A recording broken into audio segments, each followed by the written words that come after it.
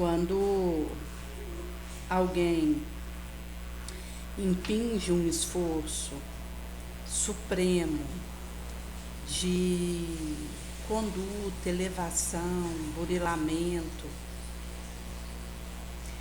isso implica uma assimilação de conhecimento da urgência de um movimento. Mas, quando alguém que raiava uma condição delinquente vive o despertar, vai acontecer um clarão do céu ao chão que o convoca para iniciar um movimento ao qual ele passa a se comprometer no kairos cronológico do seu porvir, que vai despertar e talhar um chamamento para sair do comodismo e passar a uma ginástica de expiação imprescindível. Em Pão Nosso, Emmanuel vai dizer no capítulo 81, no Paraíso, a fatídica passagem que Jesus, na cruz, no derradeiro suplício, é abordado por um ladrão, porque havia outro do outro lado dele, um de cada lado, e esse ladrão o aborda e tem como resposta de Jesus que, em verdade te digo que hoje não passará de você estar comigo na luz no paraíso, que está em Lucas 23, 43. O que poderia dar uma impressão de rasgo inicial, de uma inclinação de simpatia ou uma preferência por aquele alguém que estava ali do lado dele, haja visto que tinha tido uma vida de devassidão até ali, mas ao despertar naquele momento, vai dizer da percepção de Jesus de que ele estava disposto a fazer o caminho expiatório. Antes de ser um prediletismo por aquele bom ladrão que precisava expungir de uma série de sombra de delito praticado até ali, dizia da condição de cada um de nós quando despertamos para o aproveitamento real do tempo.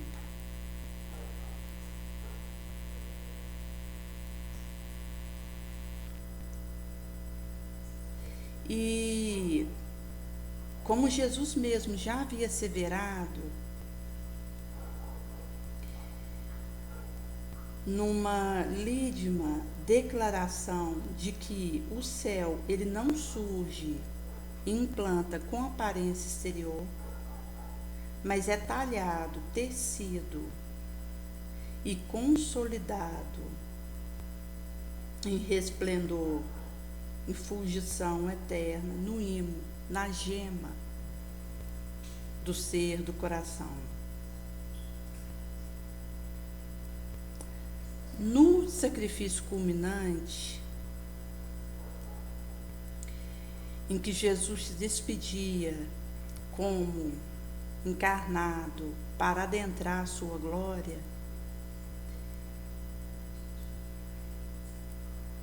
aconteceu uma rendição incondicional, completa, do bom ladrão ao mestre. E isso trazia acoplado a responsabilidade, o dever novo que passaria de serrar para esse ladrão, o difícil, porfiado serviço que o aguardava, que iria recair, pesar sobre o seu ombro, de modo a solidificar, arcabouçar, cimentar a união dele com Jesus. Nesse colunar, mas acontece uma transformação onde é trazido para a luz aquele ex-malfeitor, ex-sombrio. Visto que quando eu me abro para aquilo que me compete, mesmo que eu esteja na maior lama, eu vou sair disso desejosa de reparar, de suar no bem. E é isso que possibilita que eu me afaste daquele caminho nefando que vivi até aqui.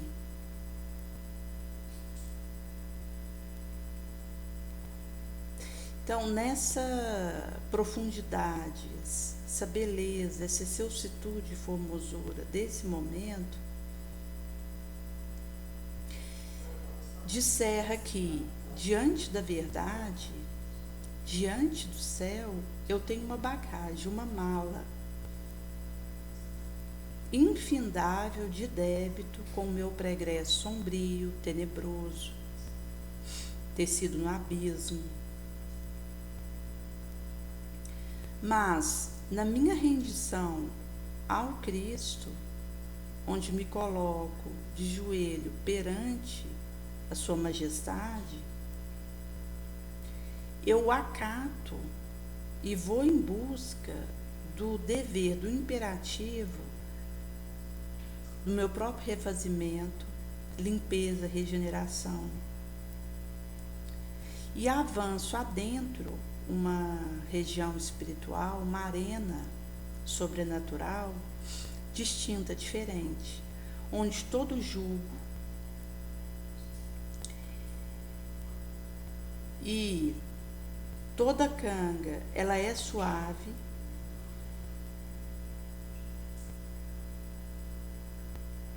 e todo fardo, todo o pacote é leve, aprazível.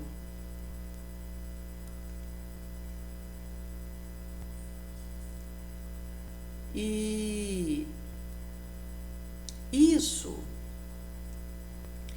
mostra que no despertamento daquilo que me compete, eu deixo de ficar parando em bagatela. Porque quando qualquer pedrinha é muito grande para mim, isso vai dizer do sono que ainda estou, moral, para o esforço e o trabalho que preciso desenvolver em mim enquanto aqui, a se reverberar.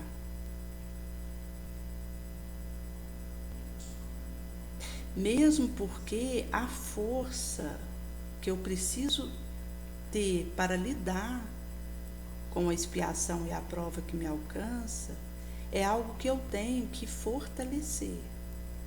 Porque se eu for esperar eu estar forte o suficiente para enfrentar aquilo que preciso, eu vou ficar sentada. Eu preciso descobrir mecanismo de fortalecer a minha moral. Essa força soberana, que não é a força bruta, de pegar esse notebook e carregar ele para aquela mesa ali do lado. Instante. Não. É a força soberana que me capacita a lidar com a maior dificuldade de forma que transponho isso e não me rendo a um peso, a uma incapacidade, porque eu capilarizei o meu ser de energia, de força soberana para lidar com o que for. Então, ao invés de uma formiga se transformar num elefante, talvez um elefante mesmo se transforma numa formiga para mim. Ao invés de um copo d'água se transformar numa tempestade, uma tempestade passa a ser um copo d'água, na minha experiência.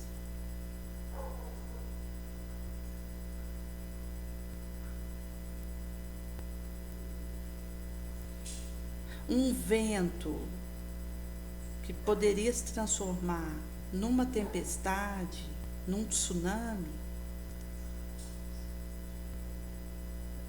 vai acontecer de um tsunami, passa a ser um ventinho. Na minha prática. Porque consigo capilarizar e sanguinizar em mim uma força crística. Que veja, é algo que eu vou desenvolvendo, como uma ginástica moral. Se eu tenho a intenção de desenvolver um músculo do braço,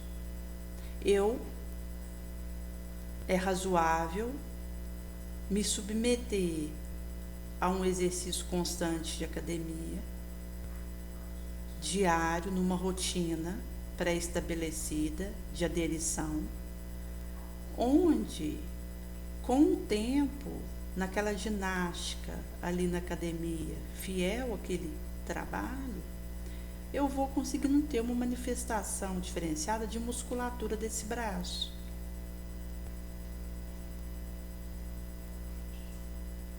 Que aqui seria uma força bruta. Mas, na força moral, o que vai me angariar essa musculatura é o meu esforço moral de vencer minha má inclinação, de ir para um pensamento nobre, que é um esforço de todo momento, de todo pentelésimo, que é o serviço que eu ataco, digno, limpo, e que vai me angariando essa ginástica fiel do meu espírito. Porque conforme vai dizer no Evangelho segundo o Espiritismo, o meu espírito, ele precisa ser dobrado, submetido. E quando existe essa afirmação, é referente à sombra que eu trago. Se eu não me esforçar para vencer a minha má inclinação, ela vai me vencer, ela vai me derrubar.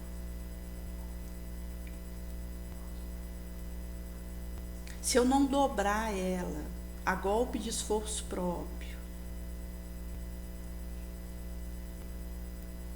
se viciar, colocar este joelho sob a minha rédea desejosa e de vontade intemerata, essa má inclinação que está em mim, ela vai ter vez.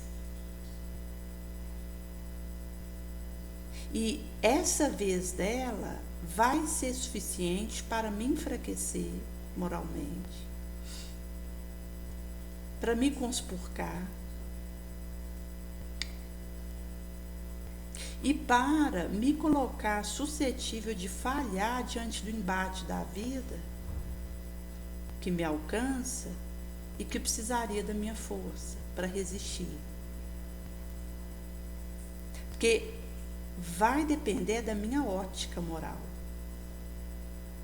É do meu sentido, o meu ouvido, a minha visão, a minha percepção, a minha clarividência, a minha clareaudiência. Não é o que me acontece per si, na proporção e no tamanho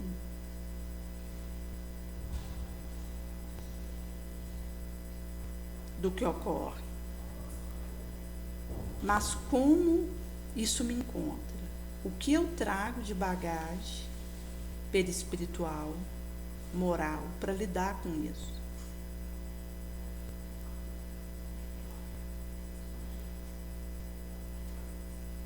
E nessa veia eu deixo de reclamar,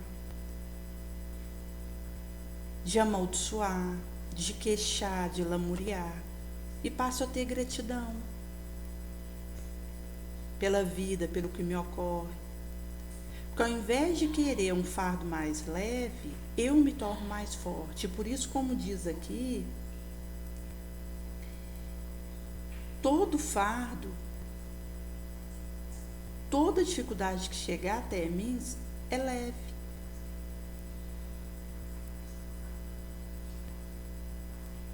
É aprazível. Todo tipo de jugo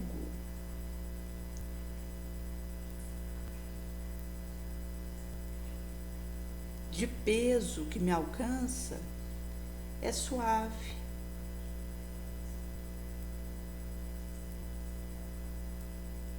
É brando. Porque estou vigilante para desenvolver o meu recurso de força, de resistência, de resiliência. Então não vou pedir um peso menor. Eu vou me tornar mais forte. E com isso, talvez até apareça o supracitado elefante na minha frente, mas ele para mim é uma formiguinha, é uma joaninha, um grilinho.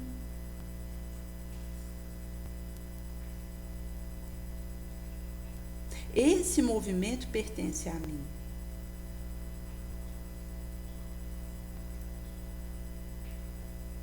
Onde passo a colher a cruz,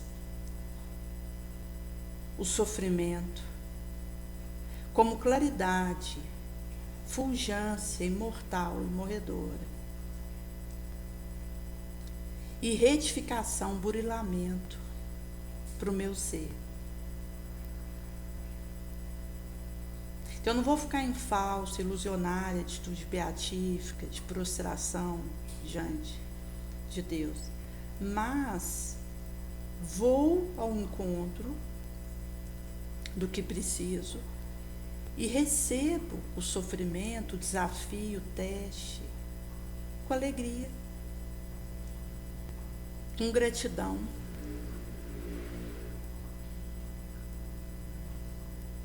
E com isso eu me afasto da preguiça, do ócio. Tinha uma moça que ela comentava que a maior dificuldade que ela enfrentava era para lidar com a rotina, de acordar de manhã, ir para o mesmo trabalho, passar ali daquelas horas que a competia no serviço, voltar, o que aguardava no serviço do lar. e dormir no dia seguinte fazer o mesmo movimento. E ela comentava que era algo que ela tinha que ter cautela com ela, para não desanimar diante da rotina diária.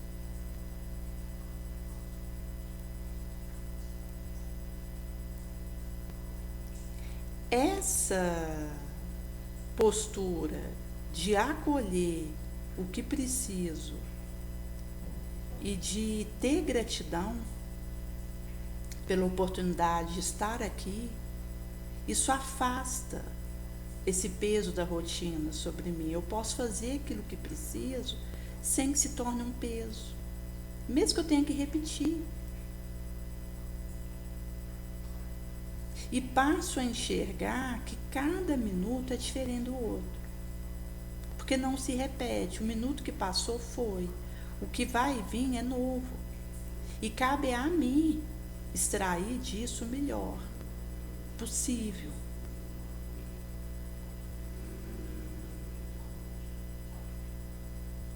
Tinha uma moça que ela estava grávida, e quando estava indo para uma consulta de rotina,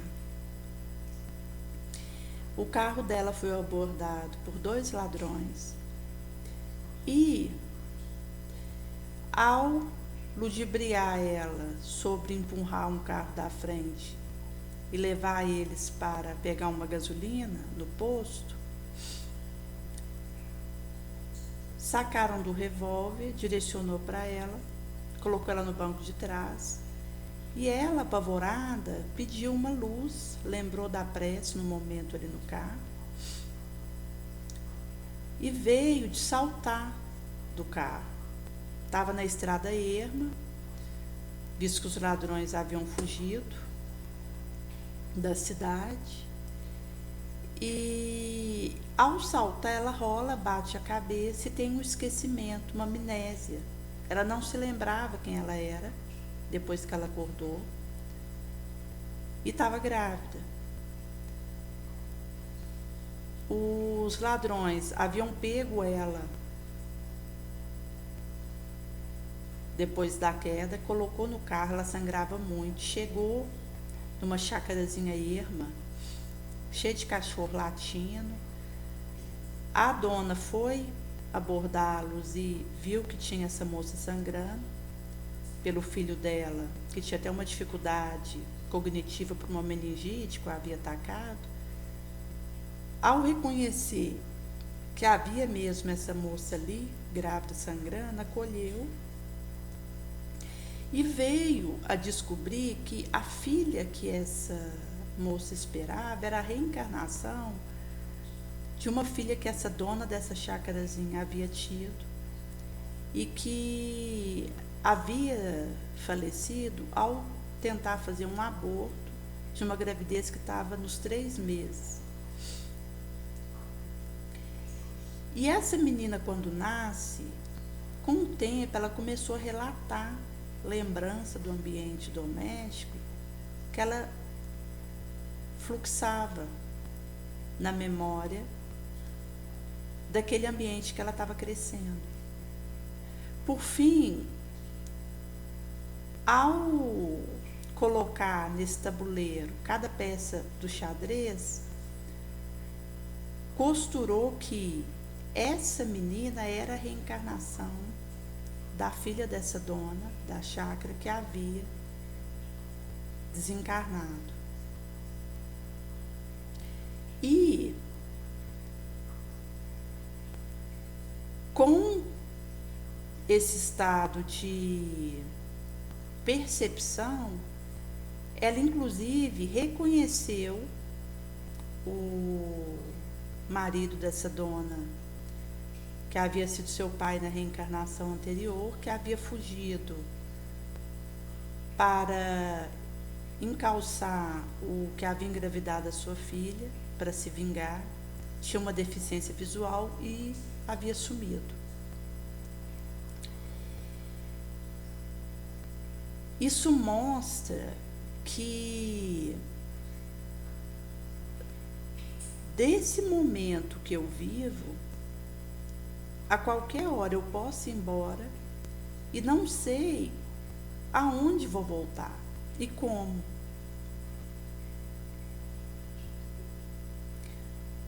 E cada caso é caso. Pode acontecer do espírito, quando reencarnar, ele tenha um apagamento de quem ele foi antes para facilitar o trabalho que ele vai fazer, para não ter risco de anestesiamento, de obnubilar. Chico Xavier, ele é a reencarnação de Allan Kardec. E até um determinado momento da sua vida ele não sabia disso. Foi com o tempo que foi ficando claro. À medida que ele ia tendo condição de assimilar e juntar as subsequentes peças de xadrez nesse tabuleiro, que ele pôde formar o quebra-cabeça e aclarar, sem maior transtorno para o trabalho que o competia realizar, que ele era a reencarnação de Allan Kardec.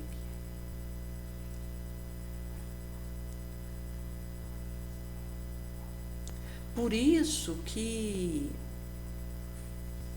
a lembrança de quem eu fui ou do que vivi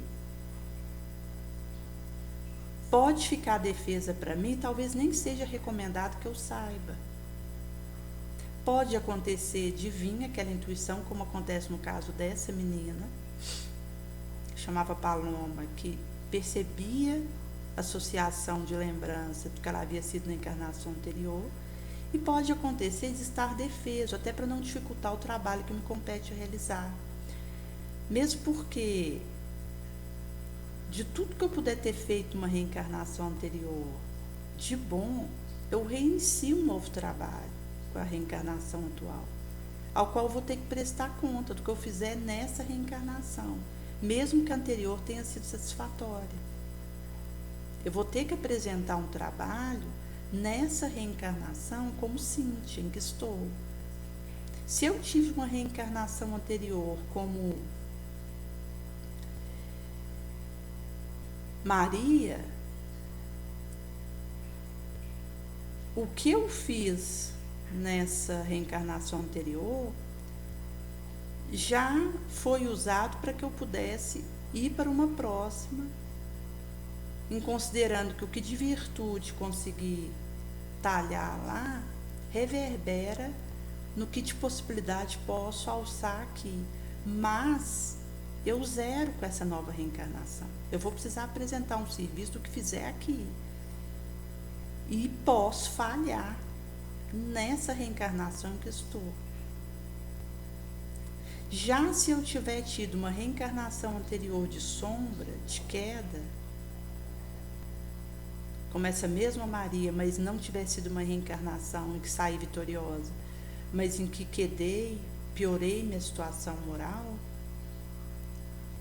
eu recomeço da mesma forma nessa nova reencarnação e vou ter intuição pelas expiações que vão me alcançar, pelas fraquezas que vão me sitiar, pela vulnerabilidade que experimento, de onde errei e falhei e daquilo que preciso resolver.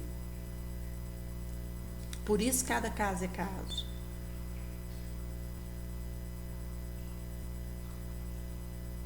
E isso mostra o perigo que acontece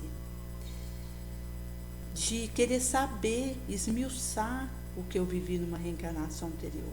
Teve uma moça que havia comentado que foi numa numeróloga e pagou uma sessão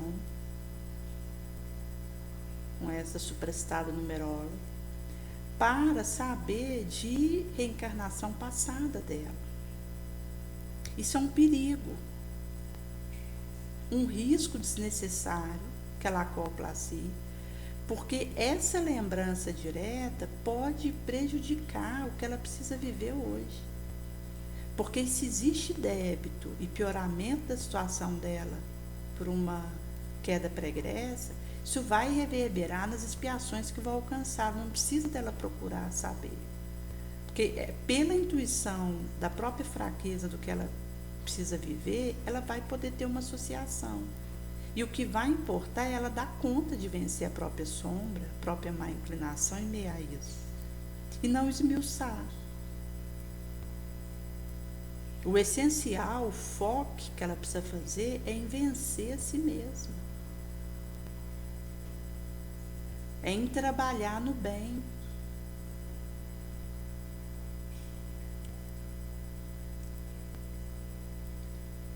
É por esse motivo que o bom ladrão, nesse momento em que ele pôde entrever isso, que ele precisava ir em busca, ele ingressa.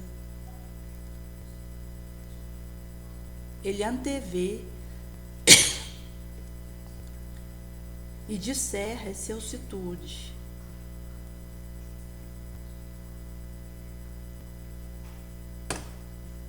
O clarífico do paraíso, da bênção.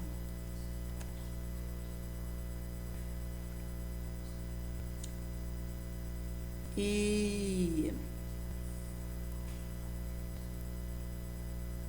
isso também é a apelação da minha consciência que eu passo a receber.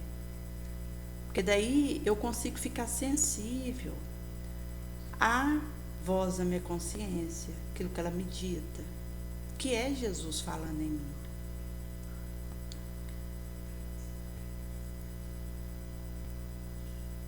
No momento em que a minha consciência for apelada para que eu desperte antes da queda, para que eu me proteja de dado risco,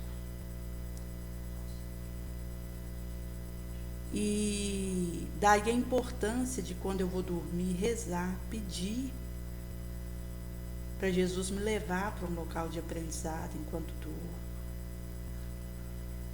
Ao acordar, pedir para que Ele me aponte caminho, me predisponha para boa luta, para boa lembrança, me lembre da prece, para burilar, progredir naquele dia.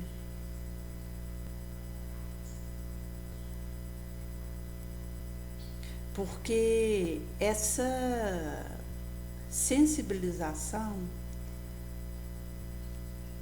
esse acoplo,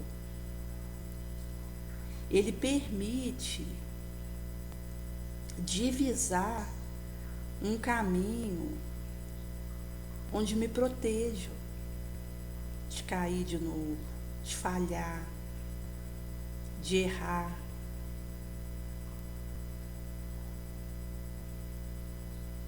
E acusa para mim. Pequeno deslize que eu der, aquilo já vem. E já percebo, diviso para resolver, para consertar.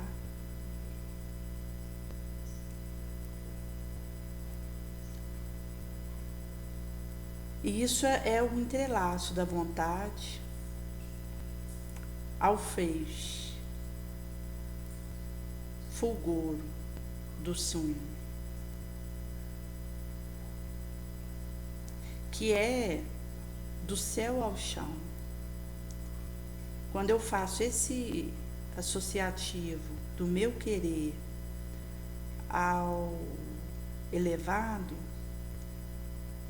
é uma decisão de seguir no rumo bonançoso.